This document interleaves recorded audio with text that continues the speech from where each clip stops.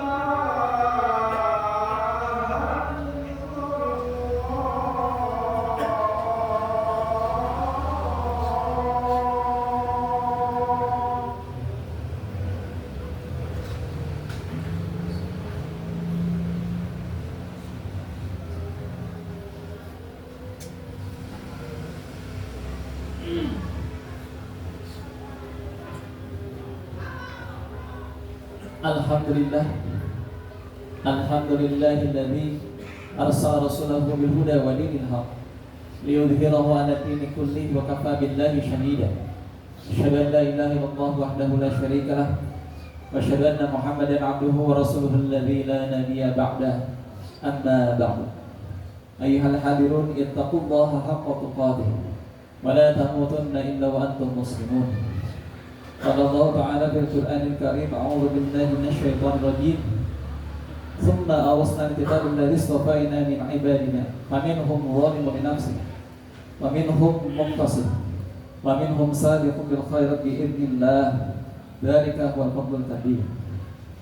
Alhamdulillah, puji serta syukur kita panjatkan pada Ilahi yang Maha Ghafur atas ridhonya Allah Subhanahu wa taala pertemukan kita dalam undangannya melalui salat Jumat berjamaah. Mudah-mudahan dengan kehadiran kita dalam undangan Allah Subhanahu wa taala ini menjadi suatu amal saleh, amal yang diterima oleh Allah Subhanahu wa taala, dan mudah-mudahan menjadi pengukur dosa daripada ibadah Jumat ke Jumat. Amin ya rabbal alamin. Salawat serta salam kita limpahkan pada Nabi kita Nabi Muhammad sallallahu alaihi wasallam, pada para sahabatnya, keluarganya, tabi'in tabi'in, pada umatnya hingga akhir zaman. Hadirin jamaah Jumat yang berbahagia, ternyata kita adalah seorang hamba yang dimana suka melihat kepada di luar diri kita, dan kita melupakan terhadap diri kita. Dan apakah kita termasuk di antara hambanya? Apakah orang yang menzalimi dirinya sendiri, ataukah pertengahan muqtasid, ataukah sabiqun bil khairat yang berlomba-lomba dalam kebaikan biidznillah dengan izin Allah?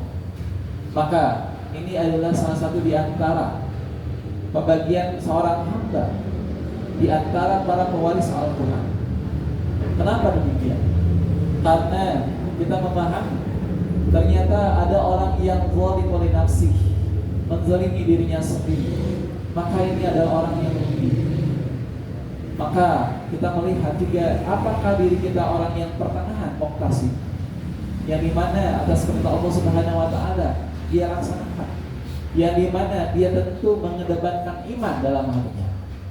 Ataukah orang yang kita termasuk seorang hamba yang sabiqun bil khairat, seorang yang berlomba-lomba dalam kebaikan? Maka sesungguhnya orang yang berlomba dalam kebaikan ini adalah orang yang sangat beruntung. Lalu bagaimanakah dengan diri kita? Maka tiada lain Allah Subhanahu wa taala beri kepada kita ujian itu adalah salah satunya liyabluwakum ayyukum ahsanu amala. Allah uji mana yang terbaik amalnya, bukan yang terbanyak amalnya. Maka kita memperhatikan ternyata di dalam firman Allah Subhanahu wa taala tentang 3 macam orang ini, 3 golongan ini yang Allah Subhanahu wa taala berikan itu di antara pewaris Al-Quran, ternyata Allah sebutkan dalam firman Allah Subhanahu wa taala dalam surah Al-Waqiah, sama halnya wa kuntum azwajan salasa, dan ternyata kamu menjadi 3 golongan. Wa ashabul maimanati wa ashabul ashabul maiman. Golongan yang pertama adalah golongan yang kanan. Kita sebut orang yang kanan itu adalah orang yang pasif, orang yang pertengahan. Ma ashabul maiman, alangkah indahnya, alangkah bagusnya, baiknya orang yang berada dalam golongan yang kanan. Wa ashabul masy'amati, ma ashabul masy'amati. Dan juga ada yang golongan kiri, orang yang zalim li nafsi, orang yang menzalimi dirinya sendiri.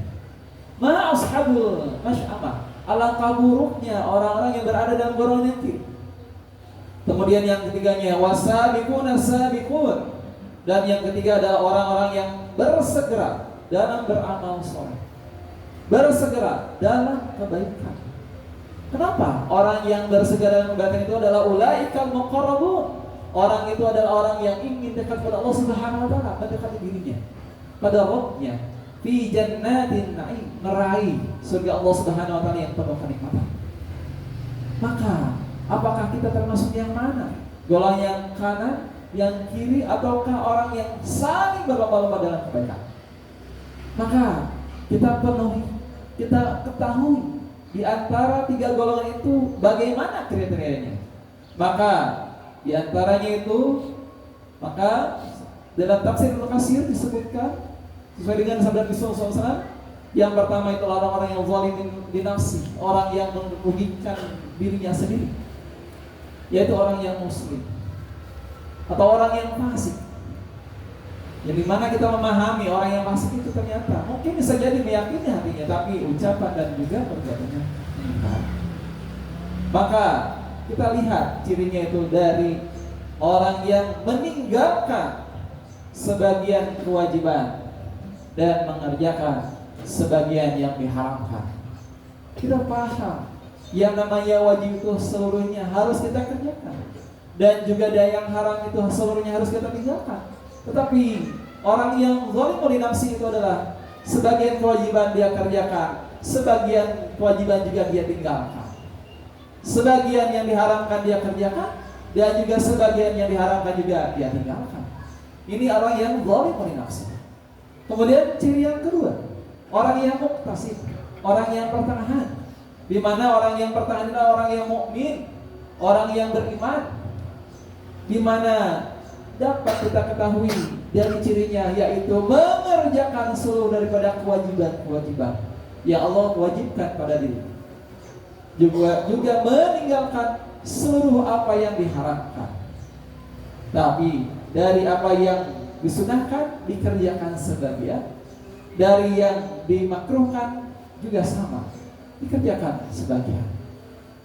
Yang makruh dikerjakan juga, yang sunnah juga kadang ditinggalkan. Maka itu ciri orang yang kedua yang muqtasid, pertengahan.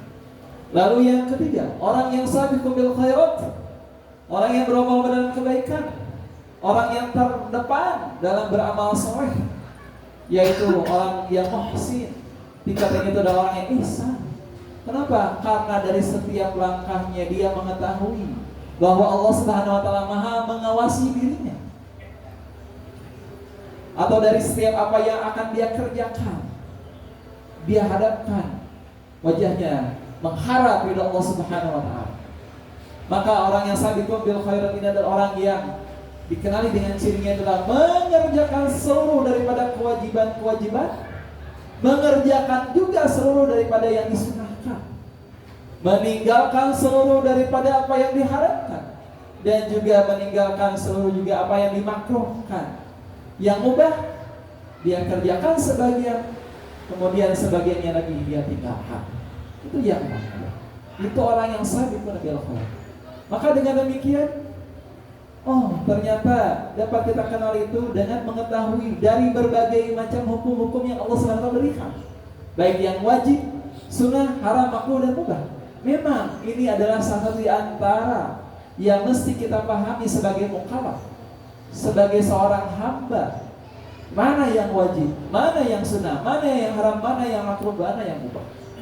Maka tentunya juga kita dituntut untuk mengerjakannya, tapi tidak dalam arti pilih-pilih mana yang wajib atau mana yang haram atau yang mana yang makruh kita pilih, tidak. Tapi sesungguhnya kita menjadi diri kita orang yang bermanfaat bagi manusia, orang yang senantiasa mengejar dalam kebaikan. Karena Allah Subhanahu wa taala memuji, dia berlaku ayyukum ahsan amala. Mana yang terbaik amal kita? Lalu ternyata nanti di yaumul kiamat akan ada perbedaan.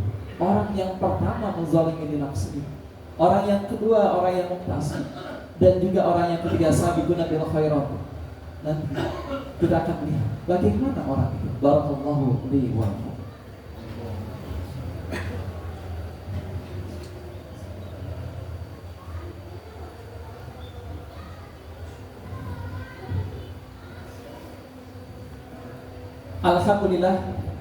Alhamdulillahilladzi arsala rasulahu bil huda wa dinil haq liyudhhirahu 'ala dini kullihi wa kafaa billahi shahida.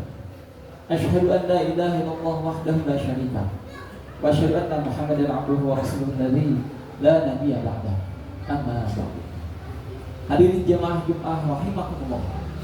Maka bagaimanakah nasib mereka di antara tiga golongan itu nanti di yaumul kiamat? Maka tentunya kita melihat dari keterangan salah satunya Imam Al-Qasir menyebutkan sesuai dengan sabda Nabi sallallahu alaihi wasallam, yaitu fa'ana sabiqu bil khairat. Adapun orang yang bersegera berlomba dalam kebaikan itu adalah orang yang ia memasuki fayadkhuluha bi ghairi hisabin wala adab.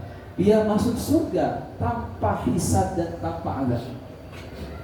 Wa ammal muqtasid, dan adapun orang yang pertengahan, wa yuhasabu hisaban yasira.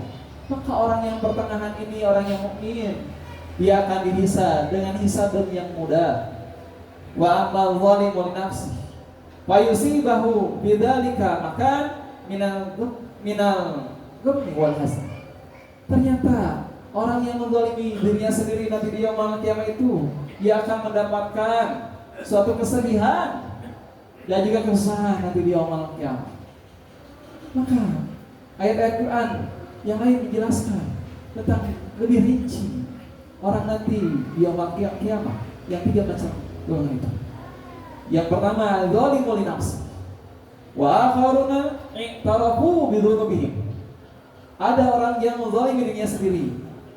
Dia nanti di yaumul kiamah i'tarafu, mengakui daripada dosa-dosa yang telah pernah dia lakukan. Kenapa? Karena dia khalaqu amalan sholihan, mencampurkan amal soleh dengan amal yang buruk. Maka di sini ternyata Allah Subhanahu wa taala mudah-mudahan asallahu an yatuba alaihi. Orang yang menzalimi dirinya sendiri nanti yaumul kiamah, mudah-mudahan Allah mengampuni daripada dosanya karena dia bertaubat kepada Allah Subhanahu wa taala. Karena innallaha ghafurur rahim. Karena sesungguhnya Allah Subhanahu wa taala Maha Pengampun lagi Maha Penyayang. Tapi ternyata orang yang menzalimi dirinya sendiri yang kedua, nasibnya itu adalah fa'amma dzalimu nafsi fayuhbasu hatta yusibahul hamu wal haznu thumma yudkhilul jannah.